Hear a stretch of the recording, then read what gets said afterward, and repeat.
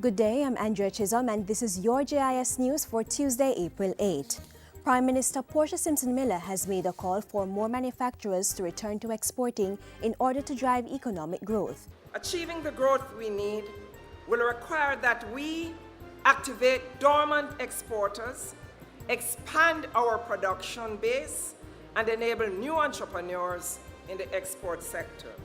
The Prime Minister was speaking at the opening of Expo 2014 on April 3. She said underserved niche markets must be filled and private sector umbrella groups such as the Jamaica Manufacturers Association and Jamaica Exporters Association were crucial partners to achieving this. Mrs. Simpson Miller also encouraged sole traders, micro and small producers to formalize their operations and join a professional association to grow and expand their operations. We must also focus on the authenticity of the Jamaican brand, the growing global market demand for our foods and beverages, fashion, fine art and craft, which are in high demand by overseas markets. More than $1 billion will be spent this fiscal year to upgrade health facilities across the island. The allocation is outlined in the 2014-2015 estimates of expenditure that is now being reviewed by the Standing Finance Committee of Parliament. The project is being funded by the National Health Fund and is being implemented by the regional health authorities. Among other things, 5 sewerage treatment facilities will be installed to serve 14 health facilities, 5 new medical waste trucks will be bought, and 4 cold storage facilities installed. 4 centers of excellence will also be completed and equipped, and 1 new child and adolescent mental health facility will be established at the Bustamante Hospital or an alternate site. The Health Ministry is also aiming to improve health record storage. Government is seeking to promote private sector investment in the energy sector by updating the regulatory framework, preparing projects for investment decisions, and increasing the contribution of renewable energy in electricity. $393.7 million has been allocated in this year's budget for the Energy Security and Efficiency Enhancement Project, which seeks to improve energy efficiency and security in key areas of the economy. The project is funded by the International Bank for Reconstruction and Development and is scheduled to be completed in June 2015.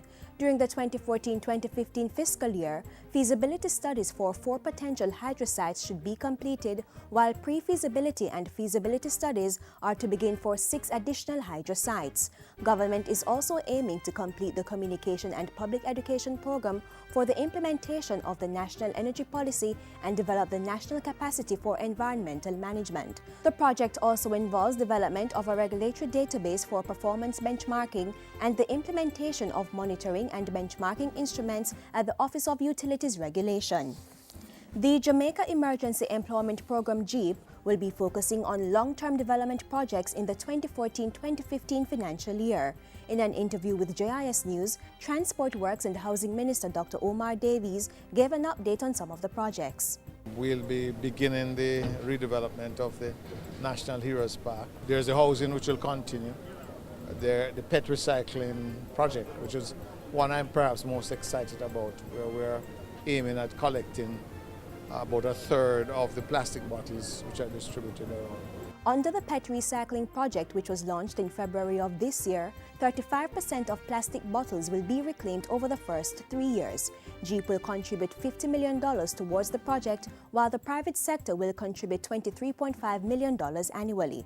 About 300 jobs are expected to be created. For the housing component of JEEP, the Secretariat, in conjunction with Food for the Poor, has so far constructed nearly 1,200 units for individuals in the lower income bracket.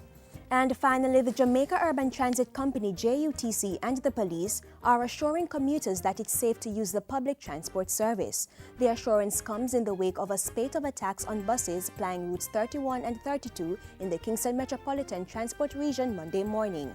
The 6 incidents, 5 of them involved JUTC units, but one did not affect any of our units, but affected one of the service routes, and that is Route 31. JUTC's managing director says the incidents involved damage to 2 bus engines after the units were attacked. Meanwhile, service was interrupted in the vicinity of Pembroke Hall and Patrick City due to a roadblock, and 1 unit was stoned on Spanish Town Road. Mr. Campbell told reporters Monday afternoon that the affected buses were insured and would have been repaired overnight and put back into service on Tuesday. He said persons have since been arrested while the police are seeking the mastermind behind the attacks. I want to assure our commuters that the service is safe, and we assure them that proper security arrangements are put in place. The routes are being patrolled by the police. The Transport Authority is out in its numbers. And that's it for JIS News today. I'm Andrea Chisholm. Thank you for watching.